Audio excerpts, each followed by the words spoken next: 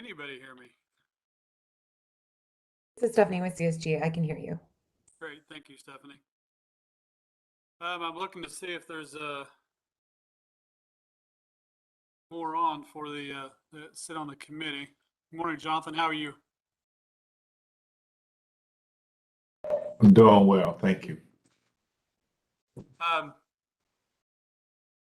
Actual committeeman, I think I'm the only one on it this morning, which is okay because I just want to talk briefly a couple of things. I don't have a lot of the stuff that I had with me prior.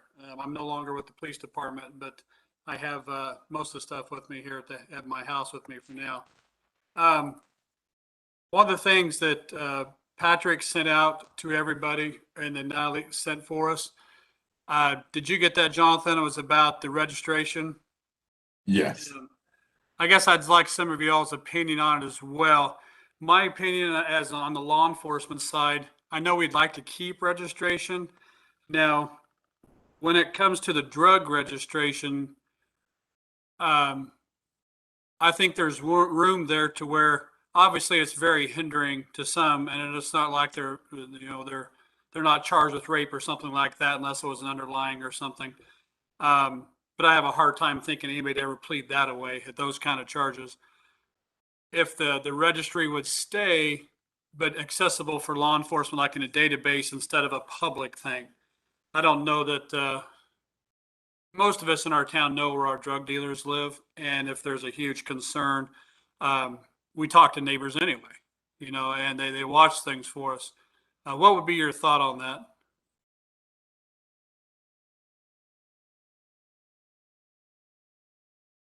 I can't hear you, Jonathan. Sorry. Last time I said, I think that's just, I don't know. People think that registry is part of public safety. And I think what Patrick's sending out kind of yields to the thought that it's not, it's an illusion to that. But I am a supporter of that law enforcement should still have access to that. I just don't think it yields what we were expecting by having it as a public piece. Sure. My thing was I noticed the recidivism, it didn't really affect it at all, according to their results. And I would agree with that. But then again, I don't think it should, especially the drug side, should keep somebody from getting a decent job either. If you don't have a job, you're going to go to crime anyway. I mean, that's just plain common sense.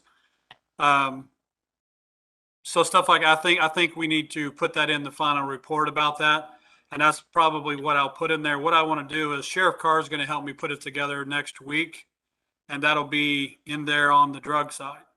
Now I want to talk about the sexual offender side. That is where I know the public, to me, it's more of public awareness than it is public anything else, and it's, I've never seen the studies proven that it's, curable like a drug addict can be or an alcoholic can be. I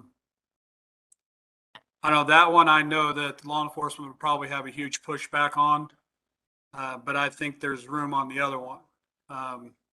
What's your thought on that? And oh, Jennifer, hi, good morning.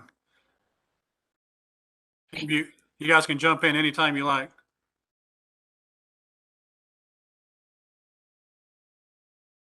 What do you think about the sexual registration? Are you talking to me or Jonathan? I'm sorry. You and him both. Okay. And I'm sorry, I was a couple minutes late. I was Okay. Off reading the Constitution, but anyway, I'll wait and see what Jonathan has to say. But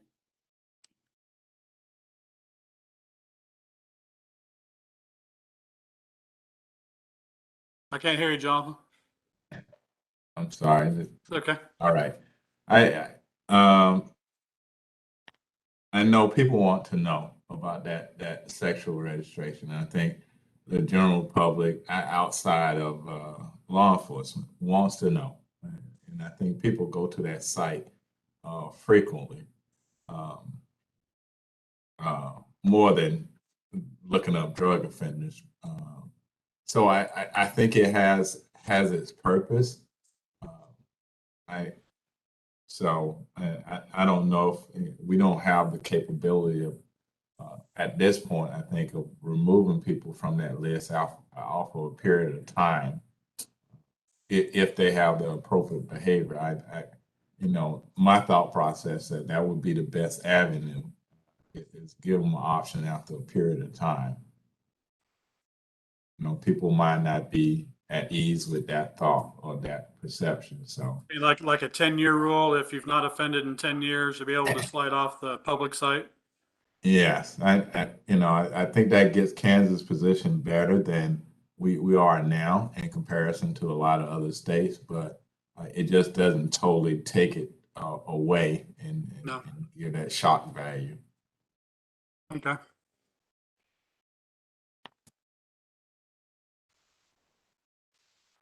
Can I ask you, okay, so are we trying to decide what there might be some consensus around to put in this written report?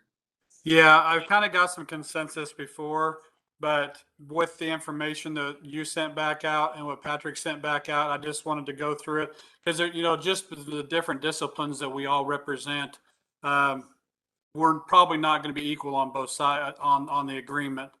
But I do like to, when somebody brings information, I want everybody to talk about it if we can. Yeah, well, because, right. Because what I tried to make that shorter chart be is about the topics that I thought maybe there was some chance for an agreement, or like maybe not agreement, but consensus to at least maybe put it in the report. That being this idea of an exit mechanism, which is what Jonathan was just talking about, which we do not have. We used to have and do not have any longer. Let me ask you And this: then, on an exit, and I kind of agree with you on it. What would you think about if we did the same thing? They can exit off the public site, but that they still have to stay on the law enforcement site.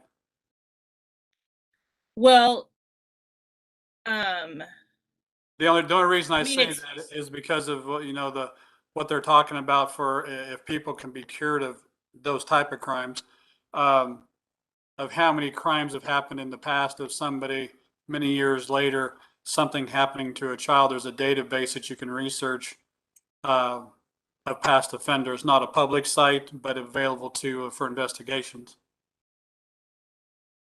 well, I mean, I guess it's better than it exists now. But to me, if you have the same penalties and the same requirements and as you do when it's a law enforcement only site than you do when it's a public site, then I'm not in favor. Like, basically, I'm not in favor of a lot of things unless the penalties change, because if the expectations and the penalties around those don't reduce to be, in my opinion, more proportionate, then they still are going to have these disproportionate consequences if they don't tell law enforcement their new email address. Anyway, hopefully that makes sense. But Sure.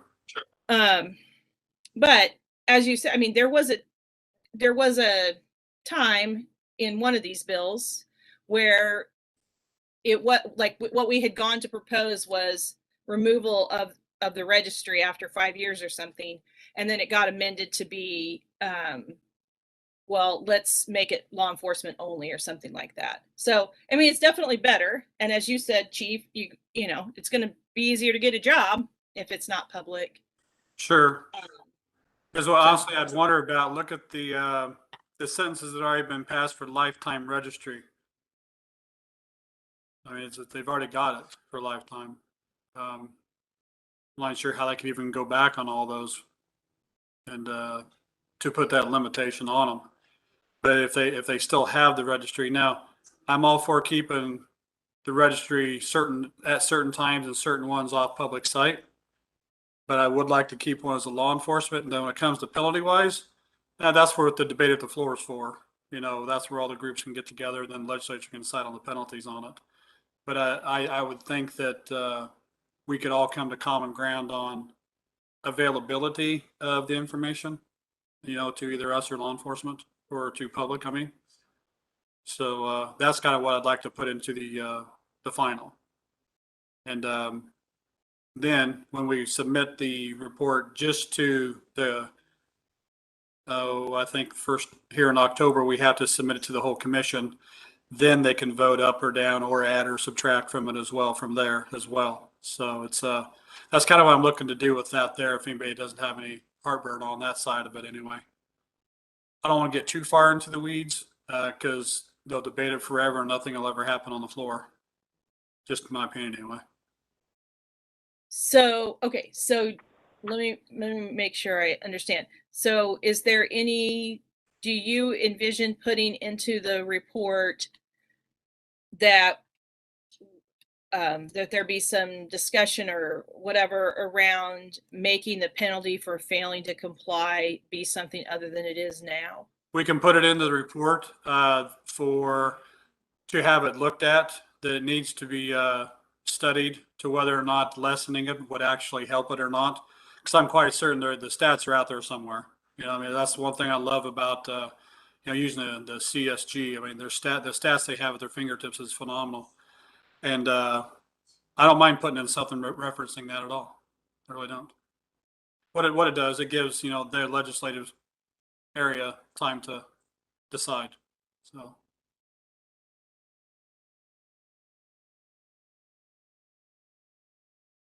Morning, Mr. Haley. Chief. Hi, Chief Ackerman. This is Patrick Armstrong. Quick Hi, Patrick. question. Hey, it's good to hear that you all are thinking of at least including that piece about discussion in the final report as it relates to penalty changes.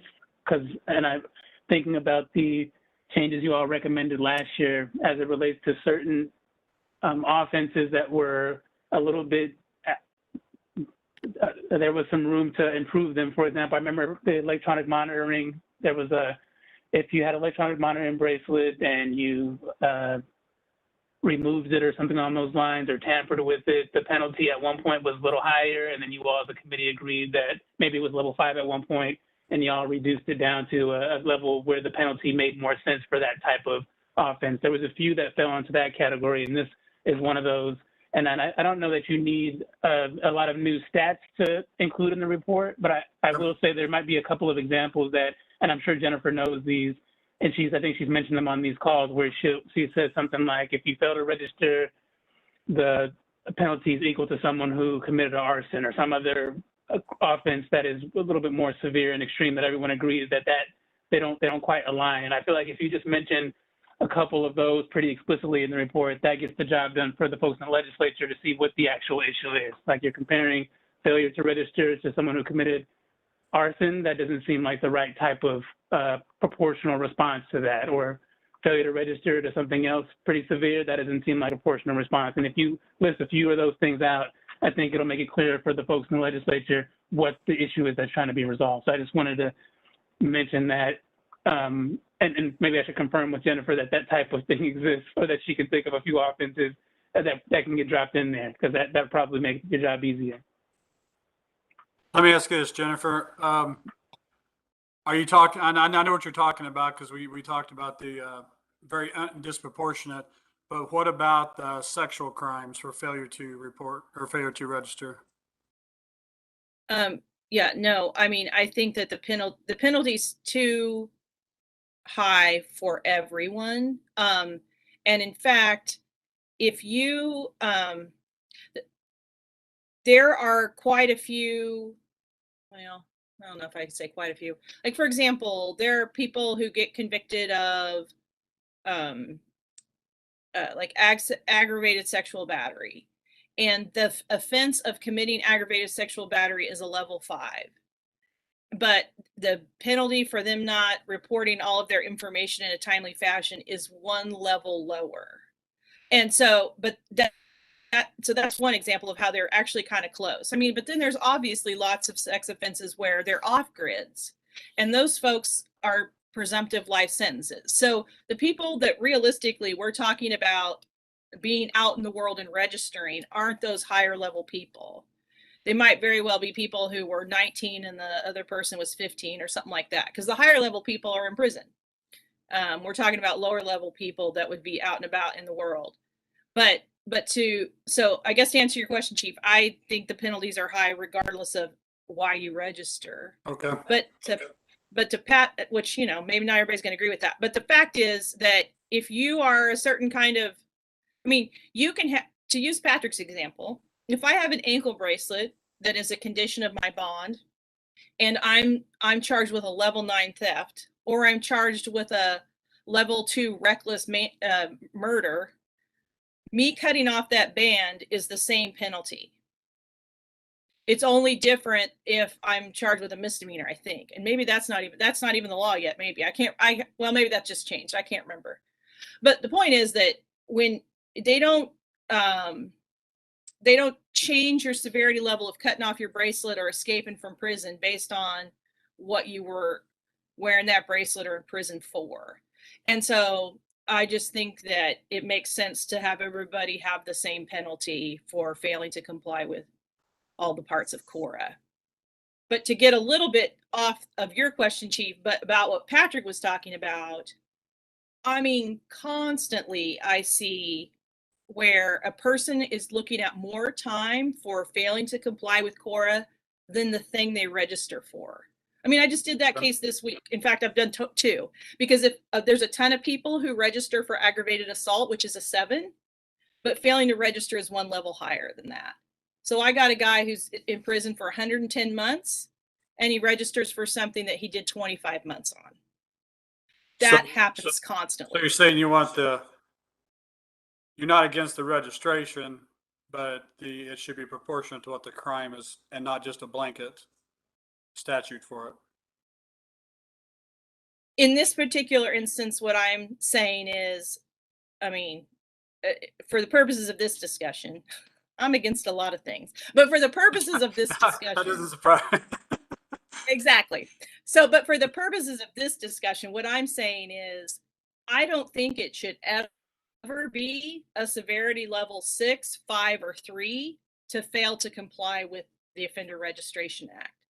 And in fact, until 2006, it was at level 10. It was the lowest level felony you could be, and before that, it was a misdemeanor. And you know, there's like 423 people in prison for failing to register.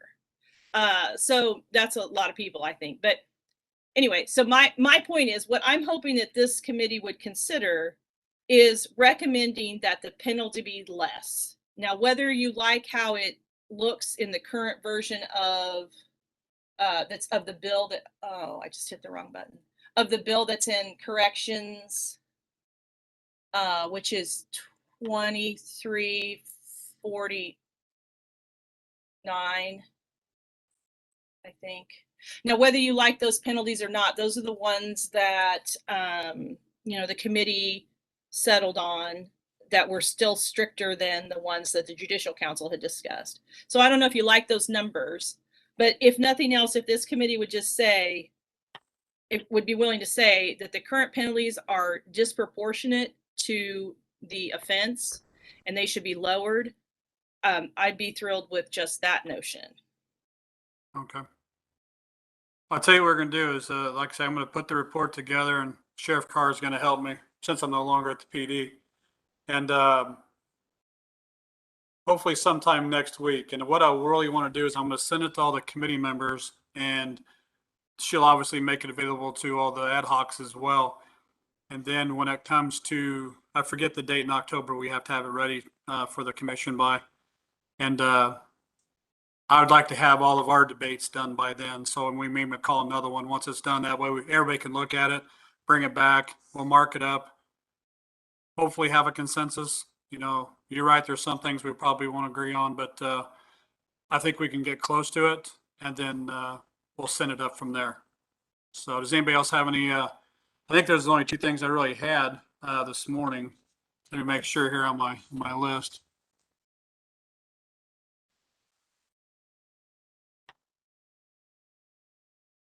Oh, the other thing was just a recommendation that we have the state change the query on KBI's website to where it doesn't automatically give you everything that you have to select.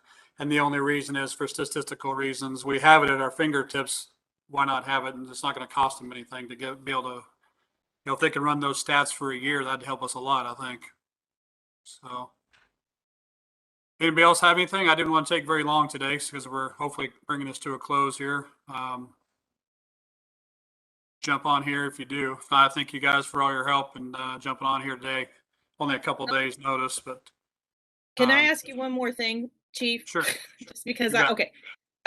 So can you tell me what you think you might say about an exit mechanism in the final report? I can't remember what.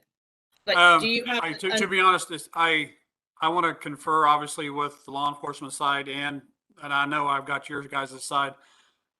I don't have a problem with an exit from a public site. It's that certain sexual offenders I want to keep in a law enforcement database that we can access through AG or somebody just for, we can always run somebody's III to see, hey, they're having sexual offenses. But if I have something happen to a child or something in an area, I want to know who's in that area.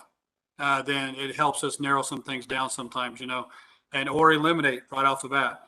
But I would like that. I don't mind an exit. Obviously, it'll be up to the legislature on that. But certain crimes,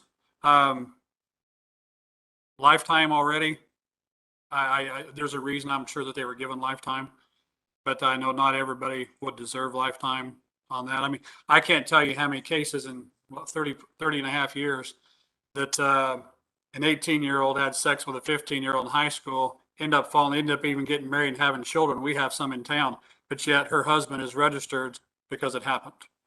And I'm going, it's a bad thing for him trying to find jobs and stuff. And he's a great guy, one him personally I know, but it was a loophole he got caught in, and those are the kind of things that we need to find an exit for something like that, or some way a mechanism to fix it. Can it even go back to have him taken off, stuff like that. That I don't mind. Somebody that raped a 3-year-old, we're probably going to have a discussion on that because we will not agree on that one. But it's unfortunately, we've both seen lots of horrendous things, but we've also seen very, I wouldn't say innocent, but things that just don't belong, where they're at. So that's what I'm looking at personally. Obviously, I'm only the facilitator, so I will put it in there. And if we all decide to change it, then we do then. I want to start the report so I can at least, I don't want to fall behind on it. So, but that's where I'm at on it anyway, Jen. That's great. And I appreciate that you've seen things too, that you're just like, that's not right. So, okay, that sounds great. Thank you for clarifying that. You bet. Mr. Haley or anybody got anything?